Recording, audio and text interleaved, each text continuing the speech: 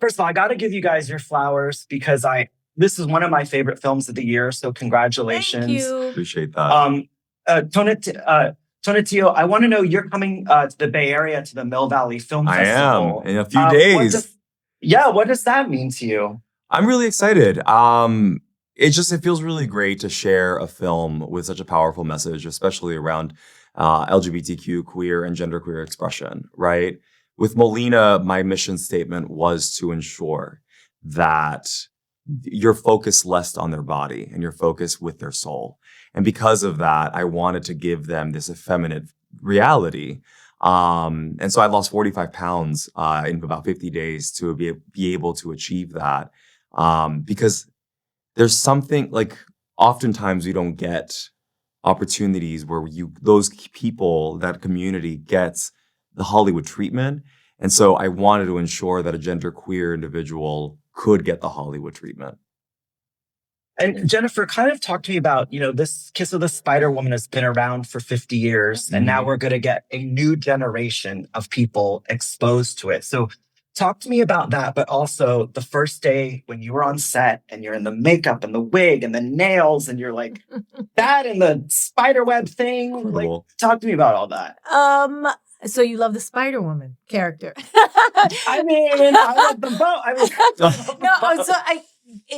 Okay, wait. I want to go to the first part of your question and the idea of this story being told again in this moment in time. I think, when Manuel Puig wrote this novel, it was way ahead of its time, and we've had to kind of catch up with it. And it's like we got to a certain place, and then we kind of fell back.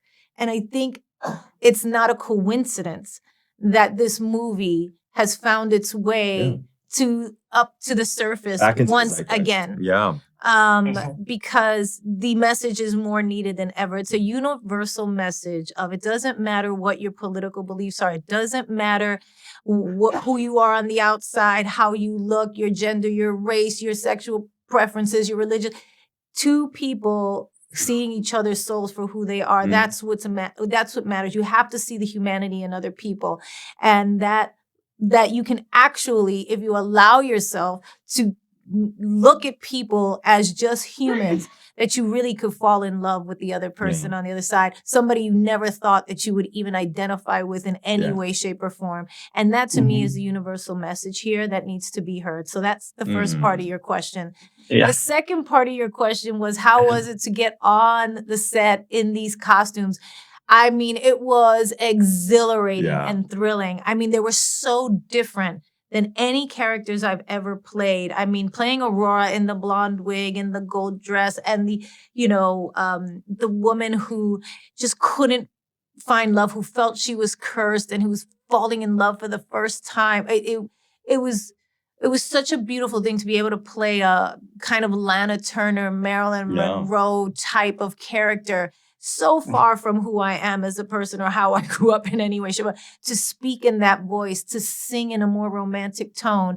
There was that part of it. And then to play the Spider-Woman, who at the end of the day was just, kind of so, what's the word I'm looking for? I'm not vicious, but like so relentless, strong and so powerful and so kind of like otherworldly, with the nails and the hair and the dark lip and she was a seductress and she would seduce you right into death. You know what I mean? Yeah. And that she seduced me. Yes, she got you. Yeah. So that part of it was also an amazing and different thing. And that all of these people were actually the same person, and playing Ingrid Luna, the actress who helps him escape his reality and says, come play with me. Let's just escape to the movies and we'll have a good time. It is very much that powerful superstar entertainer who's just amazing on stage, who intoxicates you. I've had mine that I've, looked up to for years, but I also, with my own fans who come and see my shows and who have followed me for years in my movies and stuff like that, they always say to you, you saved me with this song, with this moment. You got me through my mom's death. You got me through my divorce. You got me through this. And the truth is they save you too. That's the exchange there. Like, they get me through the hardest times in my life. If it wasn't for them, I'd given up a long time ago. Right? Yeah. So that being able to kind of be that person on camera. That Yeah. was the one I was closest to of all the characters. The other two were totally different from who I am and my experience in my life.